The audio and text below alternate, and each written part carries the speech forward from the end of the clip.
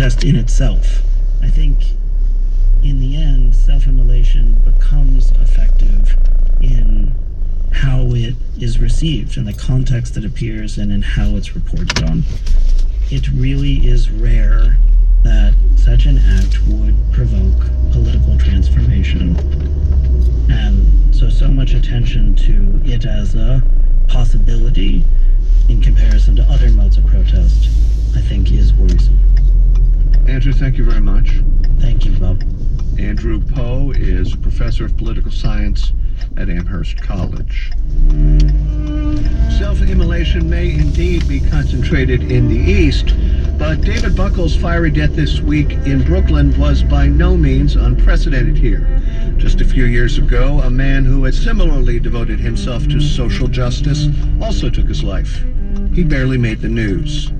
In 2014, in the small East Texas town of Grand Saline, population 3,100, a retired pastor named Charles Moore doused himself in gasoline in the parking lot of a Dollar General store and flicked a lighter. He left behind a note saying that his death was a protest of Grand Saline's racist history and present. He wrote, quote, "I've come to believe that only my self-immolation will get the attention of anybody and perhaps inspire some to higher service." Michael Hall wrote about Charles Moore for Texas Monthly Magazine. Mike, welcome to OTM. Thanks, Bob. Who was Charles Moore? Charles was an enlightened progressive minister long before that was a hip thing to be. In super conservative East Texas, even back in 1954, he was preaching, for example, that Brown v. Board of Education was a good thing, which is just nuts in East Texas in 1954, and he caught a lot of flack for it. And he spent a lot of time fighting for people who were disenfranchised, fighting for poor people. He was personally welcoming gays to his church here in South Austin. He went on a hunger strike to try to make this a real issue for the Methodist Church, and ultimately the Methodist Church made a few begrudging changes, but nothing really big.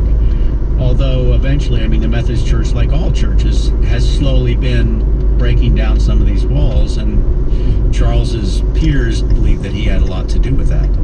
In any event, by the time he poured gasoline on himself and set himself aflame in that empty parking lot, he was a deeply disappointed man. And his suicide note specified why he was making the ultimate sacrifice. He actually titled it Grand Saline, Repent of Your Racism. He spoke of all the people who had been lynched there and set on fire, and he said that his sacrifice, he was going to join them in their martyrdom and to give his body to be burned. Here is some tape from a documentary called Man on Fire, a film that sprang from your Texas Monthly piece. For majority of like the black people in this town, they're not going to go to Grand Saline. They're not going to go to Grand Saline. They're not going to hang out in Grand Saline. They don't have any friends from Grand Saline.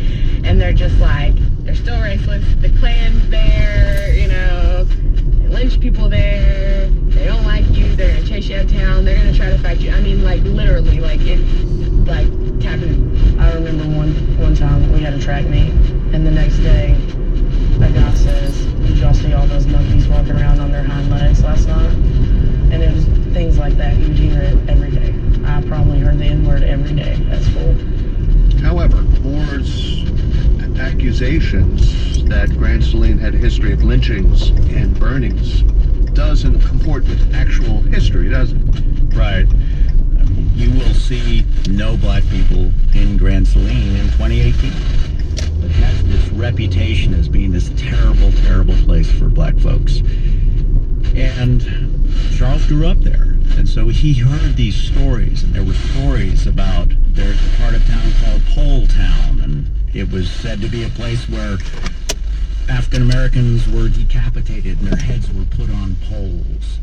There's a bridge there where that legend had it that many African Americans were lynched from. And so, I mean, he grew up in this cauldron of stories.